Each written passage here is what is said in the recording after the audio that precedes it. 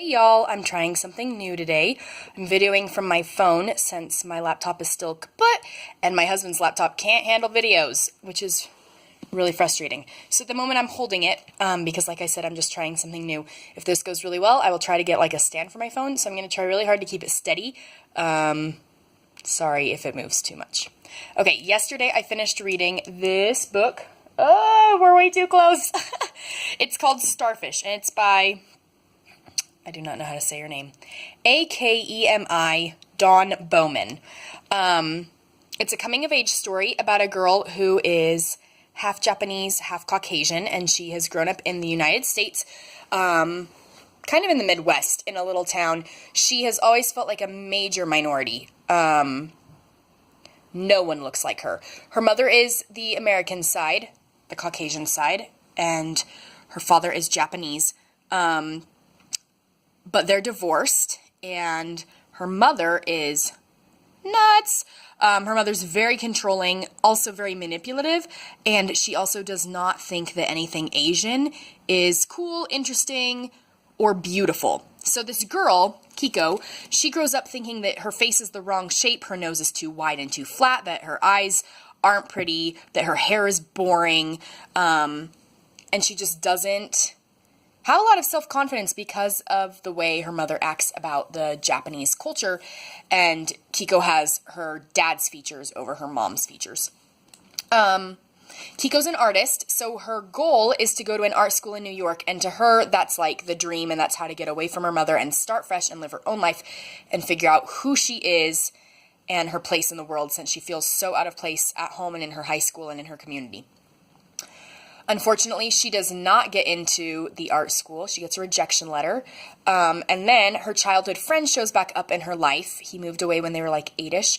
And he invites her to come live with him and his parents for a while in California and look at art schools there. And that opportunity explodes into way more opportunities. And it's like a dream come true for her. It's really, really good. She spends time in California and things just get so much better. And she figures out...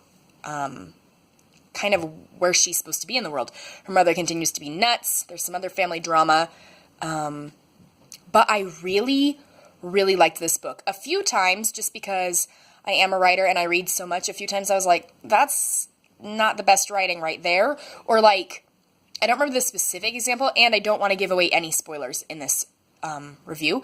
But there's one part in the book where she says, where Kiko, talking, like thinking and narrating, says something about her mother, but then a few chapters later, she kind of contradicts that. And I was like, you should have caught that, because that didn't flow as well as it should have, right? In character development and everything. But I really liked it. I liked all the characters that come into Kiko's life and end up making a difference and helping her. I liked them a lot. Everyone was, nicely rounded. No one was very flat. Even her friend Emery, who isn't involved in the story for a long period of time because they're all going off to colleges and stuff, she even was pretty well-rounded and had good substance to her. I'm not going to tell you why it's called Starfish, because that's kind of an epiphany aha moment for Kiko and for you as a reader, and so I don't want to give that away because spoiler-free review. But I loved something that I really liked. I liked how she is an artist. At the end of every chapter, it tells us what she paints or draws.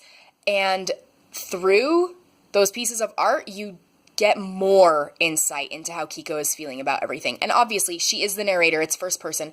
So you're already in her head. You already are seeing everything she's seeing and thinking and feeling.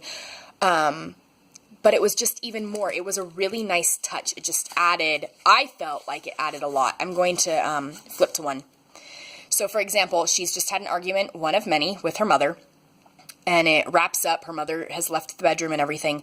And then it says in italics, I paint a woman who steals hearts, but none of them fit the hole inside her empty black chest. And so... through that, there's so much insight there, not only into Kiko and how she perceives the world, but also into the other characters, the ones that trigger whatever she paints or draws. I really liked that touch that the author did. Also, something that I loved throughout the book, Kiko is very shy and very, very introverted. And a few times, not a few, this happens quite often, it says, like, she's having a conversation with whoever, and she hates confrontation, so she's having a conversation, and then it'll say, what I want to say, and it'll be the quote, and then it says what I actually say, and it's so much less intrusive and apologetic sort of thing. For example, in that same spot where then she paints the woman with the empty chest, the what I want to say is a nice paragraph. What she actually says is 2 very brief sentences. So I also liked that. Again, more insight into Kiko and her personality and her insecurities. I just thought that adding those 2 things, the what I want to say and what I actually say, and then what she paints or draws at the end of each chapter, I thought that was a very nice touch to this novel. Really made it stand out more and gave it some great insights to the characters. So I do recommend it. It was good. I'm trying to see. It's in our library. It was a new book. It's published by Simon Pulse, and it originally was published in 2017. Like I said, it's called Starfish by, I don't want to say her name wrong because I hate when people say names wrong. I feel like it's not insensitive because I don't feel that it's intentional. Like right now, I truly don't know how. But instead of messing it up, I'm just going to spell it for you. I think that's a little bit more respectful in some ways. So it's Akemi and then Dawn Bowman. So, Starfish. I do recommend it. I liked the insight into the Japanese culture that we get throughout the story, and also the insight into minorities in general, because clearly, look at me, I'm Caucasian, and I live in Utah, where there's not too much diversity.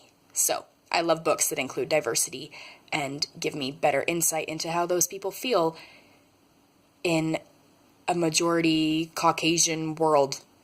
That was a little garbled, but you know what I'm saying. Okay, I hope this video worked. I'm sorry for the jostling. I will try to work on getting something, propping my phone up some way or something. But anyway, keep reading. Bye!